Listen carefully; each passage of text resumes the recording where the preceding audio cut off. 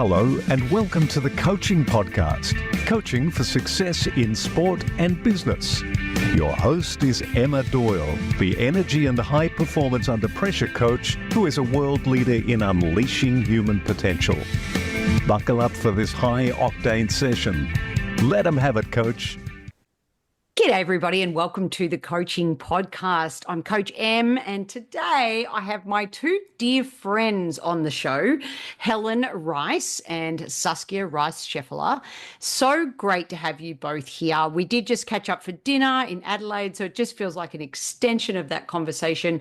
And both of these amazing ladies, mother-daughter combination, you probably noticed with the Rice there, have been coaching for many, many years. Helen, over 45 years. She set up the Helen Rice Tennis School, and how cool that her son Stefan, along with Saskia, have now really stepped in. So we're going to talk about legacy and things like that. But they're both qualified tennis coaches, talent development coaches, and so many other things that we will discuss on the show today. So first of all, Helen, welcome to the show. Thanks, Em. Great to be here. Really excited. And Saskia, thank you for being here as well. Thank you. Looking forward to it. All right. Well, my first pattern break question, bit left of center, girls. Saskia, I'm going to go to you first. If you fully own tennis, what happens? I think everything is smooth.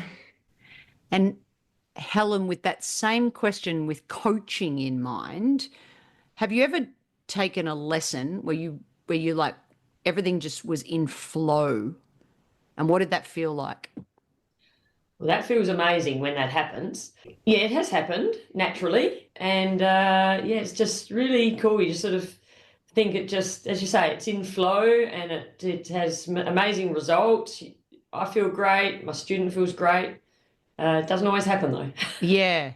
Well, we're both golfers, so we know it definitely doesn't happen on the golf course and on the tennis court. So let's go first, Helen. 45 years when you set up the Helen Rice Tennis School in South Australia.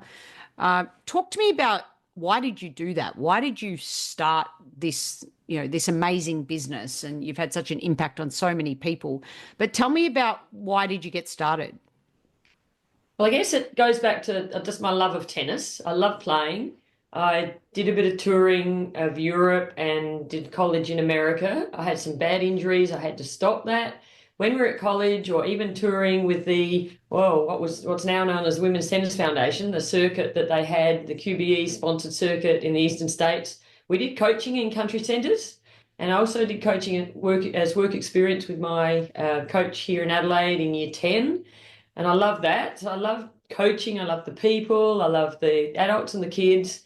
We did a bit at college as well. And when I came back with injuries, I was also working here in a sports store. So some guys, I was passionate about Aussie rules, and these guys played Aussie rules. They were at one of the big clubs here.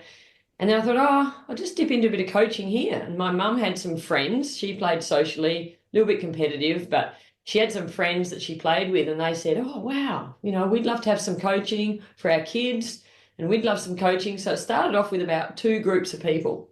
So I just did it part-time when I was working in the sports store, just debating whether I might follow up with phys ed studies or not. And then I just loved it, and it sort of organically grew. It was amazing. Yeah. So it was so much fun. I loved it. And then they had friends of friends, and so that's how it started. It started really small, just one group. Yeah. I always think of that story. It's actually a bit of a personal story of a failed business as well, where I won't use any names, but somebody I know bought one truck and then that went really, really well. And then they bought 2 trucks for this cleaning sort of business, and that went really, really well. And then they bought 10 trucks and the business failed. So, this whole concept of organic growth and just stretching and starting small and building layer by layer. There's a lot to be said about that before you sort of jump out of your comfort zone.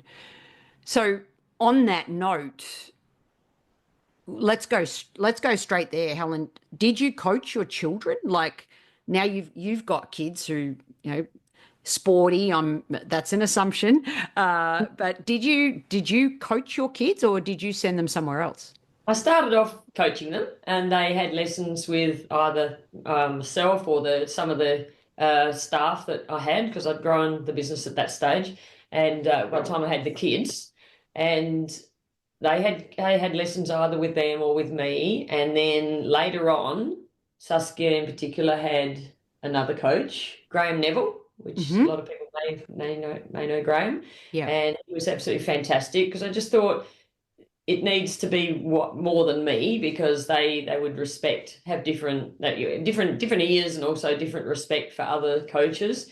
And Steph probably had another coach in the tennis school a bit more. Heath was one of his main coaches, I reckon, and Mick.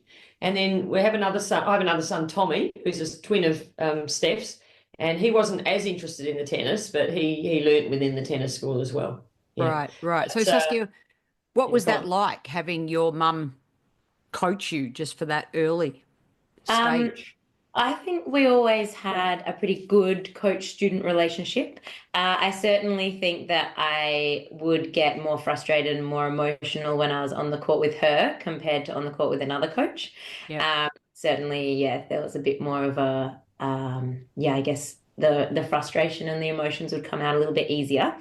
But I also think it was really beautiful to have that relationship. And when we were on the court, I had a lot of respect for her as a coach, and a lot of trust as well, which is, as we know, so important in a coaching relationship. And that genuine belief that she obviously wanted the best for me as well. So I think from that perspective, it was really cool to be able to have that relationship. And a lot of people often said, "Oh my God, I can't believe that your mum can coach you. Like, how does that work?" But I think we did it pretty well. Yeah, I think Sus was such a great listener, as you still are. You really listen, you take on board the knowledge, and you were great to coach in that way, because whereas a lot of people would wonder, how do you do that? And, parent-daughter, parent-son, and it certainly worked really well with you, because I think you do respect and listen so well, and that was, and that hence it worked. Whereas a lot of kids would think, "Oh, Mum, what do you know?" or "Dad, what do you know?" and or they might just the relationship was really good. Our coaching and our relationship was really good, and our coaching relationship really did work well. It was more just to sort of later, as she was developing, Graham had some different ideas, and really important that she heard other ideas and had some squads with others as well, to development squads and things like that. Yeah, I think a couple of things in what you said there. I heard the trust factor. I heard diversity of opinion. So for leaders listening to this in the workplace, and also if you are going to coach your child, I know I work with a lot of managers that even come up to me and say, "Should I coach my kids?"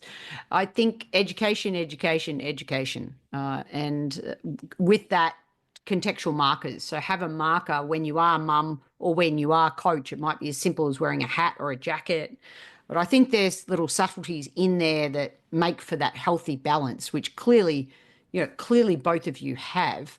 And Helen, you're one of the nicest, positive people that I've ever met along my journey. And you're so supportive of others, and the way you've mentored other coaches, and of course won the Australian Newcomb medal in 2017 and finalist on many other occasions. So, Saskia, what are you most proud of your mum's achievements?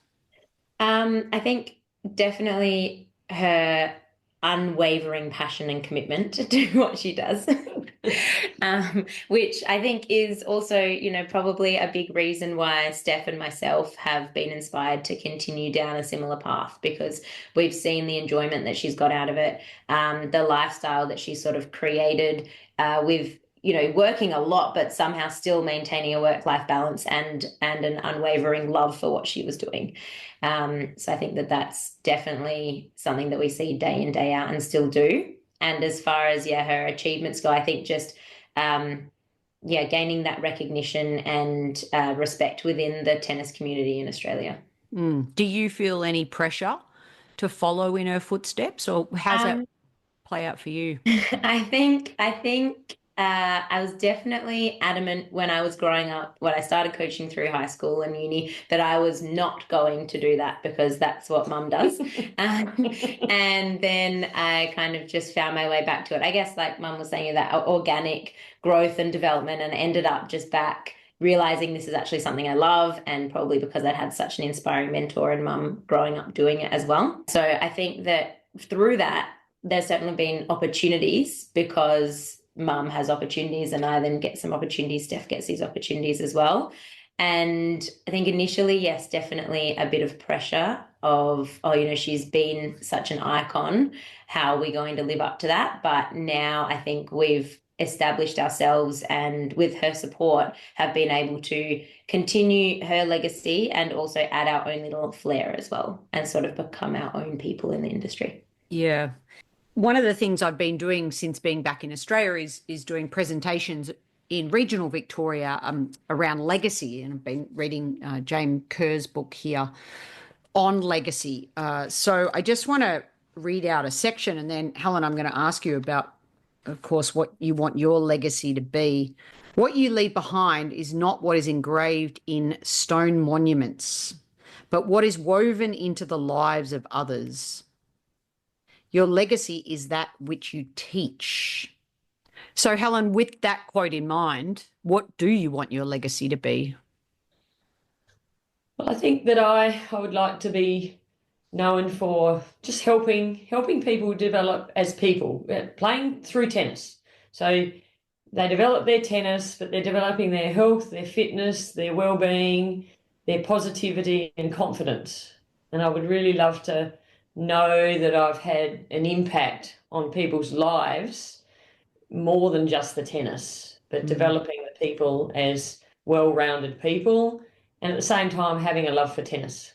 Well, that's 100% how I would describe you, Helen. So, you know, that's the vibe, isn't it? That famous line from The Castle, the vibe, just the vibe of the Constitution. It's just the vibe of Helen Rice. And the other thing, Saskia, in this book that it really stood out for me is what is my job on the planet?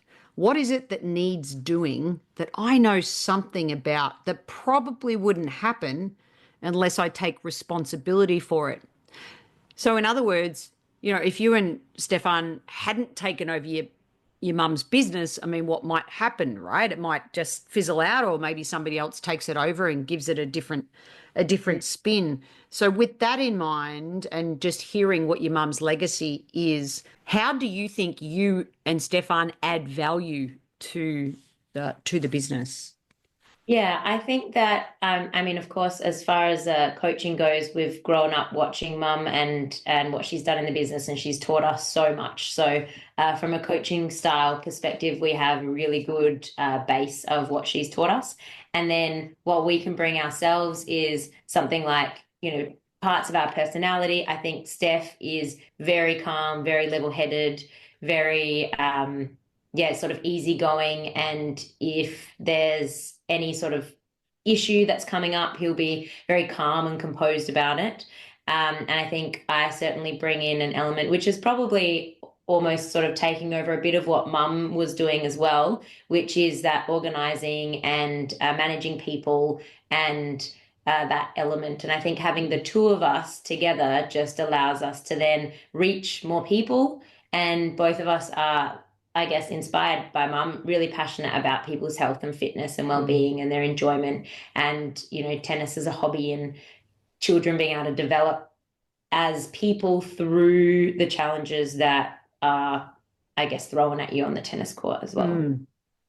Amazing game like that. It's a game, when you really analyze it, there are so many less life lessons in it, aren't there? Resilience, win, every point one plays is a little mini win or mini loss, and how you be around those wins, but those losses as well. Team, social, fun, disappointment, excitement, they're all there. Yes. Really gives you micro moments to get over yourself, because almost every second point you're coming second in the rally, aren't you? I mean, generally speaking. So yeah, I think that all three of us are very much like client first, or, you know, we're there to support the development of the people and the players. It's not about us on the tennis court. It's about what we can give to them. I think we're all really passionate about helping and giving to these people. I think the other thing to add to that, and that's what's kept me going and inspired me, and I think Sus and Steph are the same. They're really lifelong learners, and so we're always looking to learn something. And I've felt over the years I've loved attending workshops, or whether it be seeing videos or clips or books or something to improve, or talking to people, talking to colleagues a lot, to improve my coaching, but also the way maybe I operate. And I really see that with Sus and Steph as well. They love learning and then transferring that to the people, giving that to the people. And I think, take a big step back. When I first started, I remember someone saying, well, what will you do when you're 25 or when you're 30? And I thought, oh, I hadn't really thought about that, but I just still loved, and as the business grew, I did educate myself more and more, and really loved that. I don't think I would have been able to do it if I'd just been stuck in a hole somewhere and I coach the same as you did 20, 30 years ago. You've got to grow with it to just to evolve yourself and also the business.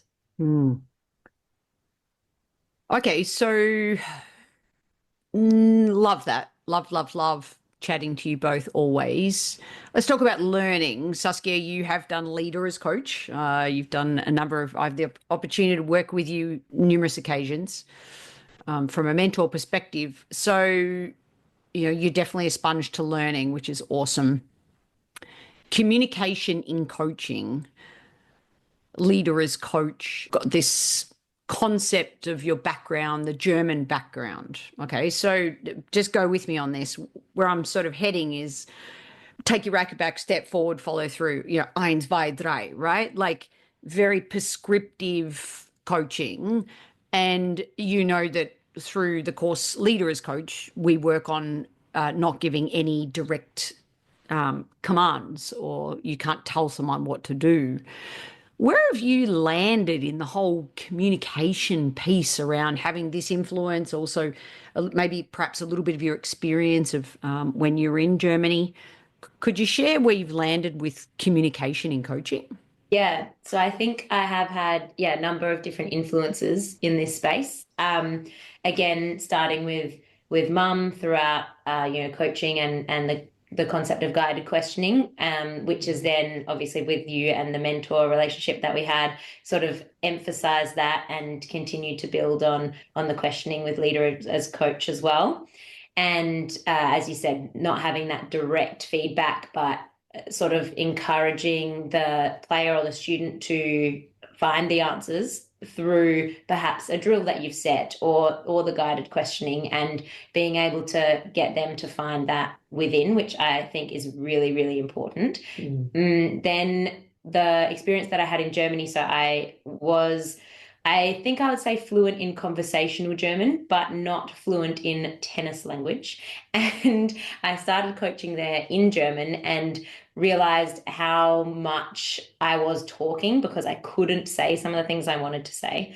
And through that, I think I really developed the ability to demonstrate, simplify, sort of find a way to get the students to tell me the words that I needed to use, and be able to get my message across in a different way, which was a really cool experience.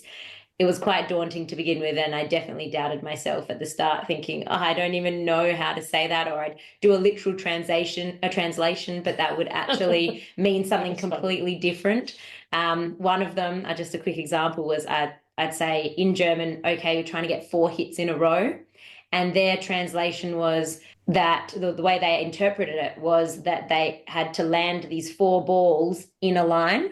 And then literal language. Trying to say, well, how would you say that? And the way that they'd say in German translates literally to 4 after another.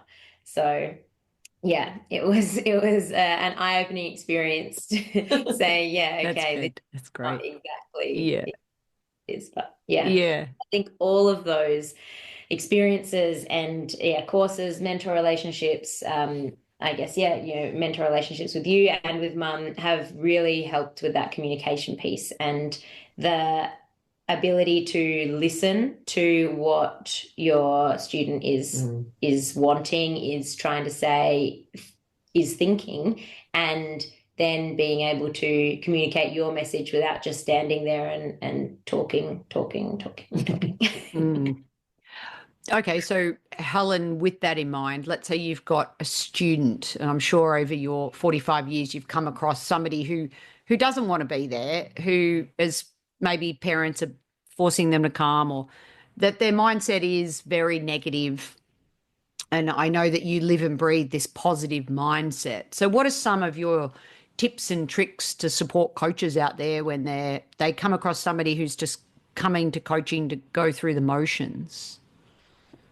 Oh, gee, that's a tricky one, because there aren't a lot of people that go through the motions, but I think with us, we're quite fortunate. But I'm sure there are a few. But just trying to inspire them to, maybe at the beginning of the session, what would you like to work on? So you put it to them, and knowing in the background what I feel they need to work on, but also what would you like to do? What would you like to start with? And then letting them make their decisions really about how their lesson would like to be, but at the same time guiding it, like Saskia said about the guided questioning.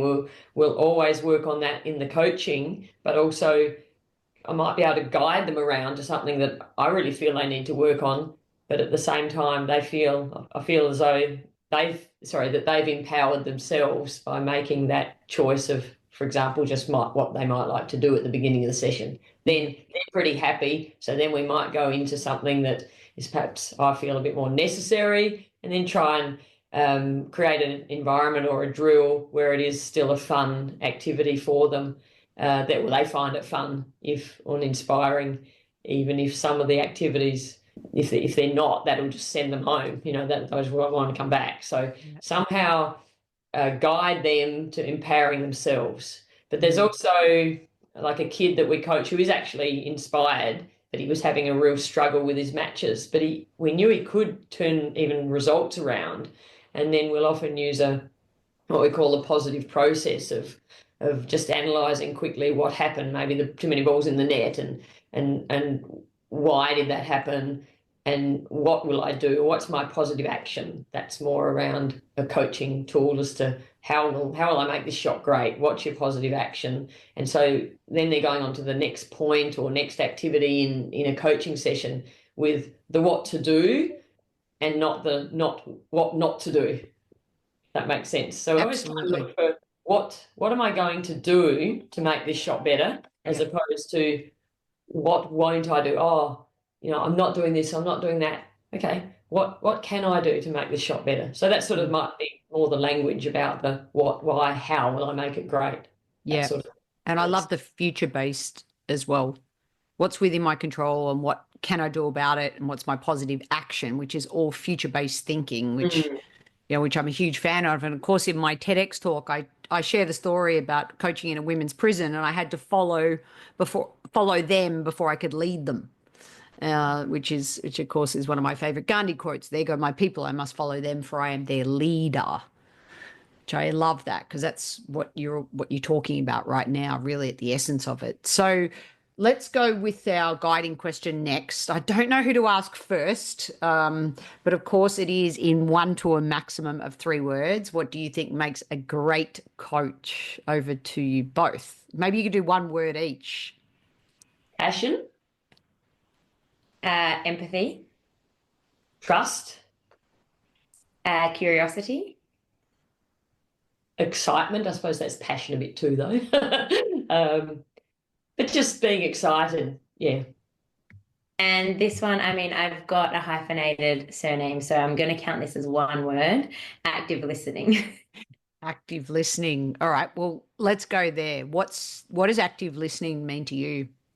So it means really being in tune with your student, whether it's because you ask them a question or something that they would just like to say to you, and to make sure that you are listening, asking clarifying questions if there's anything that you're not 100% clear on, but also acknowledging what they're saying. So even things like, yes, okay, I understand, and really engaging with what they're saying, and then trying to communicate, work together, I guess, to find that solution. or see how they want to proceed from there. Thank you for sharing that. I still, when I watch coaches, my number one thing is and I say this with love and kindness in my heart, and also because that's how I used to coach, but I still feel like there's too much verbal diarrhea out there. Helen, can you relate when you first started coaching? I mean, I felt like I just talked way too much. And also even I'd listen while I was listening, I'm already thinking of how I'm going to respond instead of just being really present. It's taken me a while to learn that. And it wasn't until sort of I hung up my rackets that I truly learnt the power of deep level listening and not worrying about what I have to say or what I needed to look like on the court or even off the court. What's your chapter 1 versus chapter 2, or as it relates to language and what Saskia just said, Helen? Yeah, I think early days I definitely spoke too much and didn't listen enough, and I would probably not ask the empowering questions as much. I know that there were times where I'd even now I've got to really be sure I'm listening well, because I might ask them what they want to work on, and I have a little plan of my own, and what's the use of asking them what they want to work on and they tell me and then I do something else. That's happened before.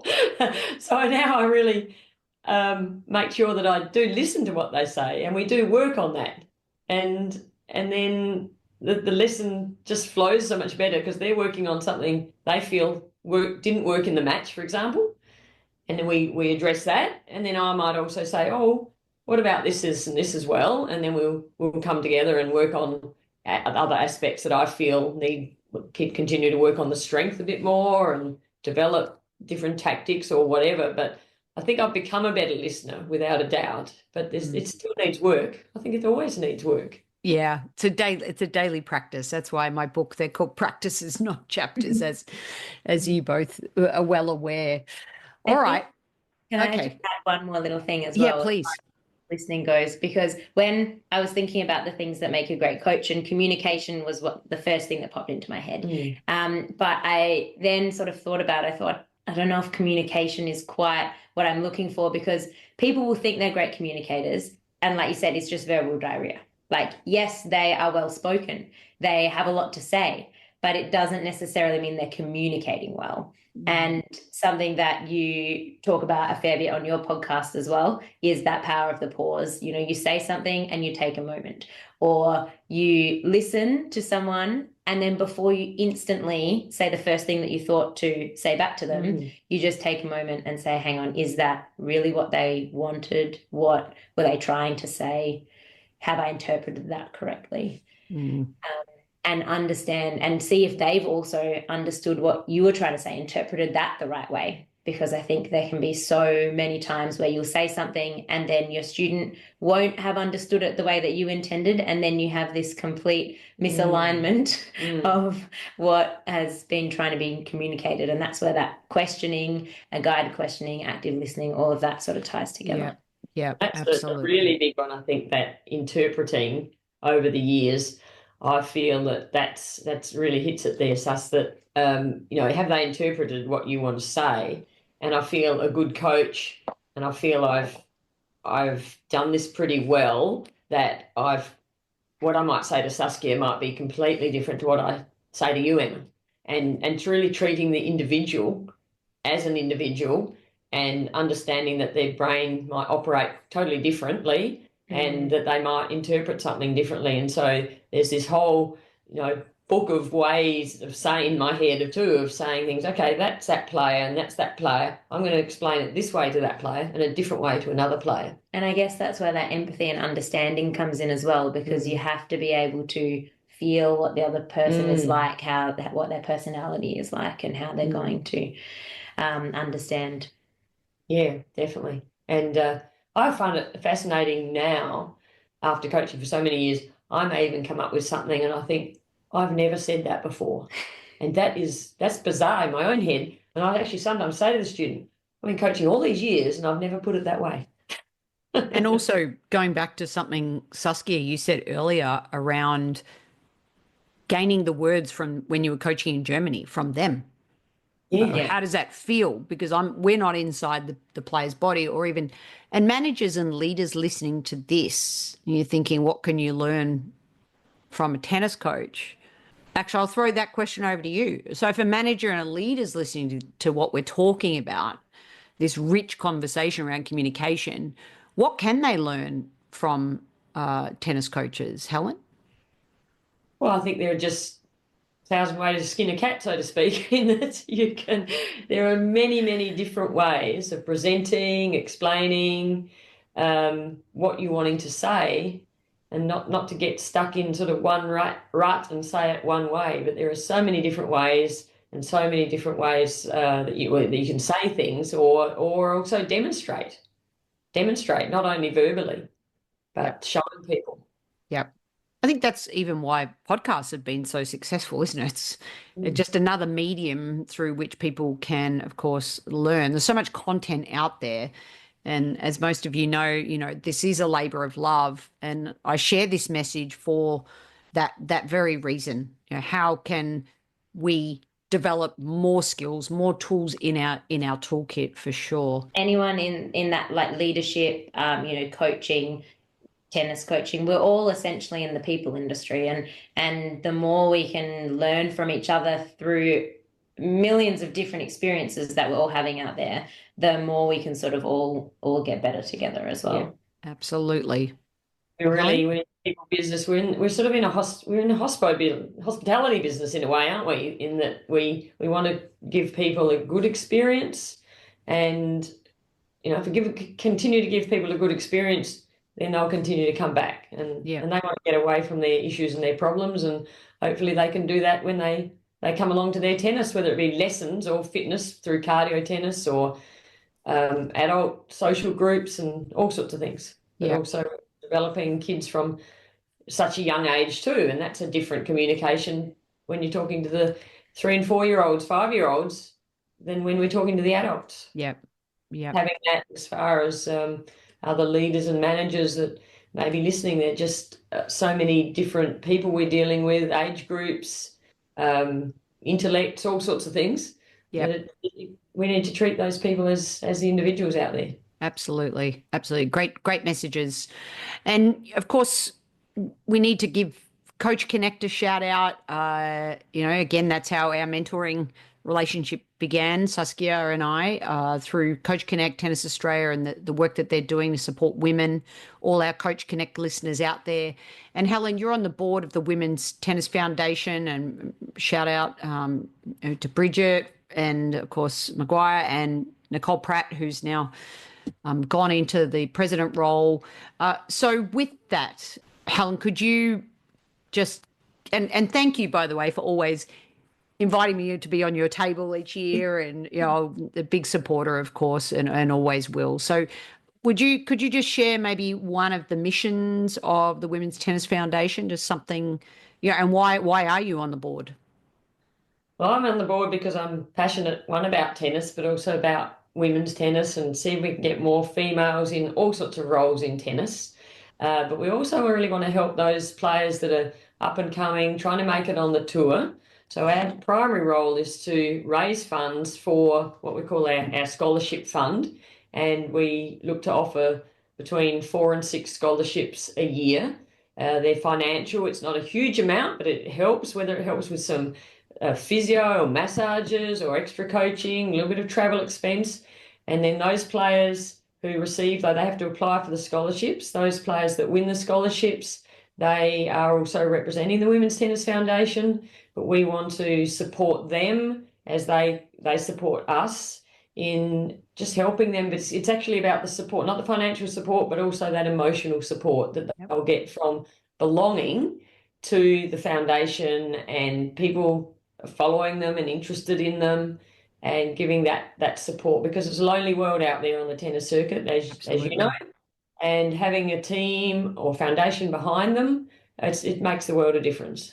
Yeah, absolutely. Thank you for the work you do there. And of course, let's round this episode off with Saskia, mentor advice. What's the best piece of coaching advice you think you've ever received? Oh, that is a hard question. It's a bit of a general one. You have been given this advice from a variety of different sources, but it comes down to that communication and relationship piece, I think. So obviously, yeah, the ability to communicate your message in a variety of different ways, because not everyone is going to understand something the same way, and to build that trusting relationship with the person that you're working with, whether that be, a student on the tennis court or a coach in a coaching course, so that then the message that you're giving is going to be received with that kind of trust and belief, just by developing that relationship of, hey, how was your day? Anything exciting happening this weekend? Just creating that relationship that you care, I think, which I do as well. Very good. Can I ask, with your generation, is trust given or do you have to earn it? I think it has to be earned. Yeah. And Helen, when you were growing up, were you taught to trust someone until they burnt that, or do you think trust is also earned? I think we were probably taught that a bit more, that you would, anyone respect your elders, so to speak, and old people that were older than you would trust them. But I think it is more important that it's also earned. Yeah. Yep. I agree with that. In today's day and age, we have to walk our talk, we have to lead by example, as well as listen to our people so that we can then lead them.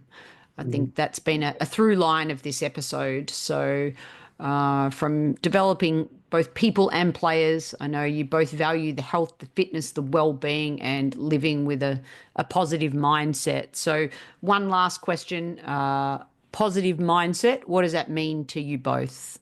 I think that means to live out of integrity, so honesty, passion, and really looking on there's always a left road and a right road. You make the choices, and in life in general, you can go into sort of the left road into the dark and wallow, or you can look for the light and find a shining light somewhere in every dark moment. And I tend to encourage that and look for that myself, and really try to get the most out of say every moment. Well, that's not going to happen. Sometimes you have to sit with the dark moments and work out how to find that light and work towards that. Yeah. Saskia? Yeah, I think for me, from a general life perspective, is sort of finding beauty in the everyday. And then when it comes to coaching or being on the tennis court, that everything is a learning opportunity. And so, okay, you could be completely devastated after a loss, or, you've been working on this particular shot and it's just not working out for you. But what can you learn from that? How are you going to use that experience to learn and improve and get better, as opposed to wallowing in this sort of pit of sadness? Yeah. And really, using those experiences to grow and develop. And I think that's really relevant. And I'll just add one more thing. So if I were hanging the clothes, I can get enjoyment out of that, because I might hang them a certain way, not OCD way, but just enjoy, as Sus said, in the moment, or the beauty of the world around us. And even just, okay, I've got to hang those clothes, so I might as well enjoy hanging those clothes and look for the way that I can see enjoyment out of that. Nothing to do with tennis, but Yeah. I don't know whether you add this or not, but it's just seeing the simple things, getting enjoyment out of what a lot of people consider the mundane. That is why anytime I'm in Adelaide, we will always have dinner. I love the friendship that tennis creates as well, doesn't it? It really has, it's, lifelong friendships. Even though I'm not doing tennis as much anymore, I'll always pick up the phone and catch up with you two inspirational women the Helen Rice Tennis School. Rice Tennis is well and truly alive and well. Love the new logo. Congratulations on your legacy, Helen, and Saskia and Stefan. Wishing you all the best in the future with curiosity, passion, and excitement. Thank you so much for being on the Coaching Podcast. Thanks for having us, Emma. That was Thanks, awesome. Em. It was awesome. Always good to chat. Always good to chat. Everybody remember that communication comes in all forms, and think about how you can use your language to bring out the best in others. And thank you so much, everybody, for your active listening. The Coaching Podcast is sponsored by Transition Coach for Athletes, a global coaching, mentoring, and US college sporting scholarship placement service. The service helps athletes navigate the often challenging world of choosing your best college fit while maximizing sports performance. Visit www.transitioncoachforathletes.com. If you enjoyed this episode, please leave a rating review on your podcast listening device. And don't forget to tell a fellow coach about the show. The ball is in your court to take action and enjoy your coaching.